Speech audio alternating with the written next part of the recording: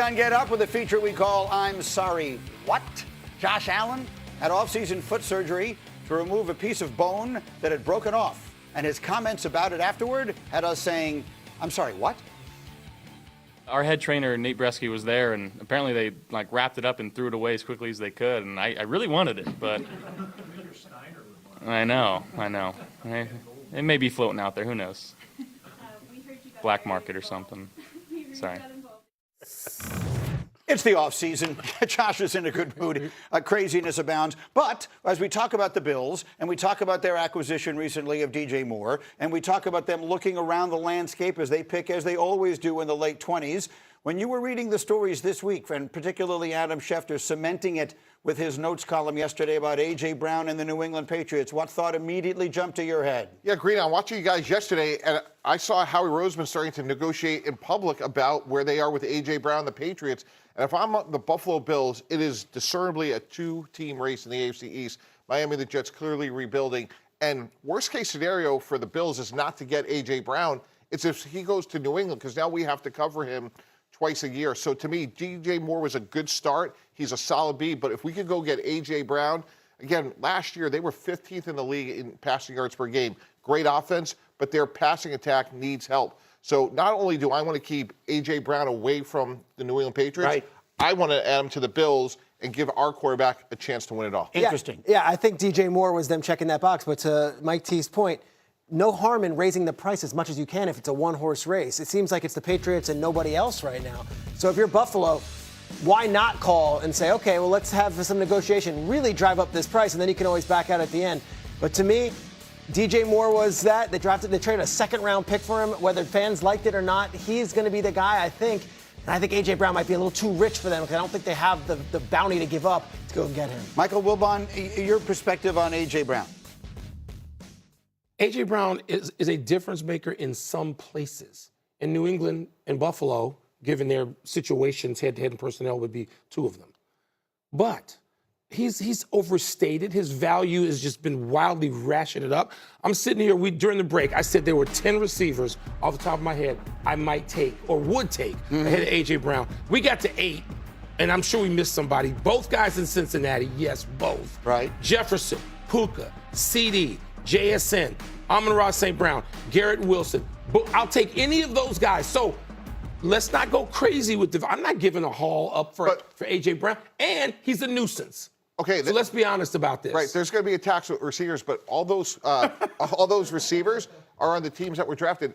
It's unusual for a player of his ability and his prime to be available. So again, we're playing chess here. Not only do we want to acquire a talented player, we're trying to keep him away from our competition. But maybe what he's raising is why is a player this talented being traded for the second time? That's the point. A.J. Brown is not even 29 years old yet. It feels like he's been in the league for so long. I was myself surprised when I looked that up yesterday. But Green, if it goes to New England, right, his coach, Mike Vrabel, had him in Tennessee. Right. Doesn't that tell you a lot about what he thinks of the player? And Mike, that's why I said there are places where A.J. Brown could make that sort of difference. It better be one of those two. I mean, how long is the list? 6, 7 teams, maybe. But the notion that he has such great value because everybody in the league is going to drive it up. I will add this, though. The Rams were at the 1-yard line for a trade for A.J. Brown, and then it fell apart at the end. If they were at the 1-yard line, they were going to throw it to Devontae Adams anyway. So there's always that mystery team. So no one knew that. I mean, could the Browns be involved in an A.J. Brown trade? You might say, well, that wouldn't be fair to A.J. Brown. Sorry. That's just what it is. If they have a gaping hole at wide receiver, are they the team that If A.J. Brown winds up on the New England Patriots, what does that mean in the AFC next year, D. Wood? I think they're one of the best teams in the AFC. I wouldn't pronounce them as the team in the AFC. I think the Denver Broncos will have something to say about that. You know, Bo Nix healthy and their addition with a Jalen Waddle to their receiving core. But clearly, you know, you got a third-year quarterback who was second in MVP voting. You add A.J. Brown to what they already have on offense. I mean, New England is going to, offensively, is going to be one of the top teams in the league. Here's what I said about it yesterday.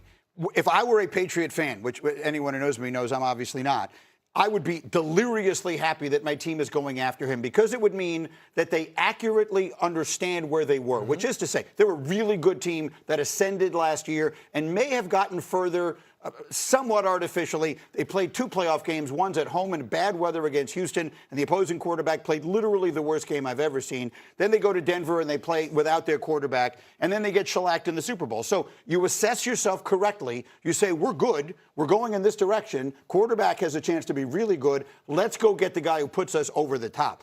If I'm a Patriot fan, I'm delighted that my organization has looked at us that way. No doubt. And the Patriots, look, the one bit of reservation I have is Drake May going into his 3rd year, the guy who needs to be handling that. I mean, we're not talking about a veteran quarterback who's been around for so long. And I shouldn't even mention Tom Brady's name. Forgive me for doing it. Right. But as we move in that direction toward a 8-10-year veteran quarterback, this was Josh Allen, and you got A.J. Brown, somebody to help just sort of keep him in line.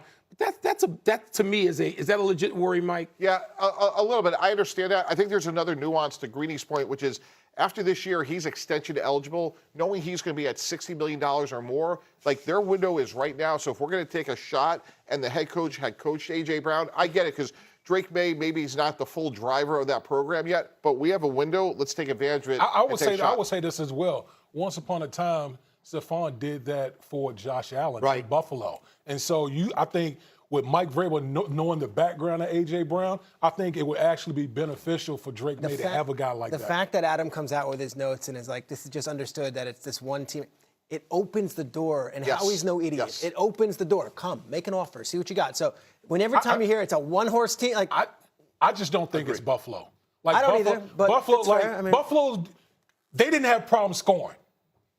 Every loss, 7 losses by Josh Allen in the playoffs, they gave up 32 points a game. That's what they need to address. I want to get one more team in quickly because the Bills' real rival is Kansas City. I know the Patriots are coming.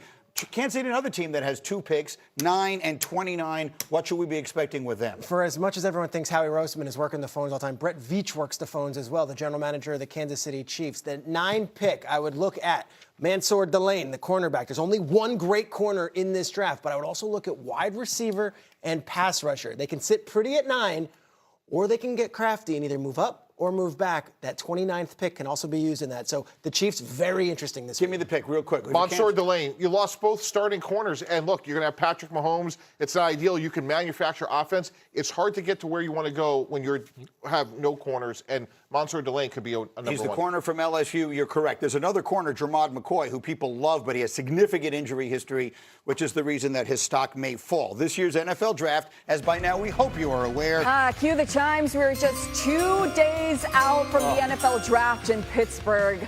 To get us caught up on the very latest, we welcome in our NFL insider, Jeremy Fowler, who joins us now. All right, Jeremy, the Steelers were hoping to have some clarity before draft day on Aaron Rodgers, but they're still waiting on a decision. Let's run through some potential returns around the league and how it could impact the draft, starting with Rodgers and the Steelers.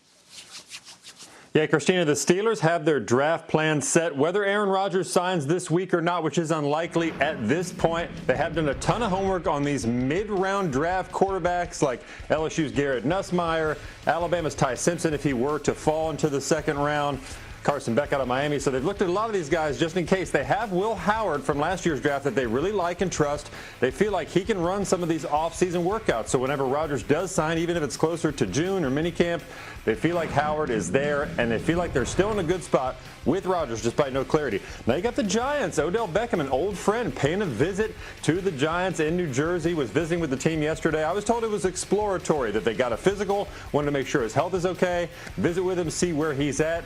Here's a bit of the problem with Beckham potentially fitting in. They already have a 3-receiver set with Malik Neighbors, Darnell Mooney, Darius Slayton, and they very well could draft a wide receiver high. The belief around the league right now is they have their eyes set on Jordan Tyson out of Arizona State. The Giants coaches in particular really like Tyson. All right, it could be a 2014 throwback if we see OBJ back with the Giants. Jeremy, what are you hearing about where Notre Dame running back Jeremiah Love, though, could be selected?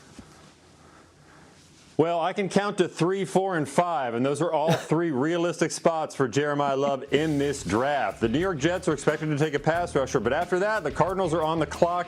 The Cardinals want to trade out of the 3 spot. That's the belief from many teams I've talked to. But if they can't, Jeremiah Love is probably their best value pick and best player. So we'll see if they actually pull the trigger on that. They do like the player a lot. If he gets to 4, He'll be in consideration with Tennessee, which is also looking at some defensive options, potentially like linebacker Sonny Styles. If Love gets to 5, I'm told that the Giants have a very high grade on him. Certainly they will be tempted to take him there. So he's expected to be a high pick. I don't expect him to fall out of that top 5 range right now as we stand. All right, high pick, high numbers for Love with his 40 scrimmage touchdowns in the last 2 seasons. That was 7 more than any other FBS player. Jeremy, thank you so much. Thank you. And new on SportsCenter this morning, Mel Kiper's final big board is out. Love is ranked 2nd on Mel's board. Pate, not ranked number 1. That would be Heisman winner Fernando Mendoza. Mel has 4 Buckeyes in the top 8 of his board. The NFL Draft Thursday night on ESPN, ABC, and the NFL Network. And the next SportsCenter is at a special time of 12 p.m. Eastern on ESPN, just 2 days from the draft in Pittsburgh. Hear from Steelers head coach Mike McCarthy as the wait for Aaron Rodgers continues.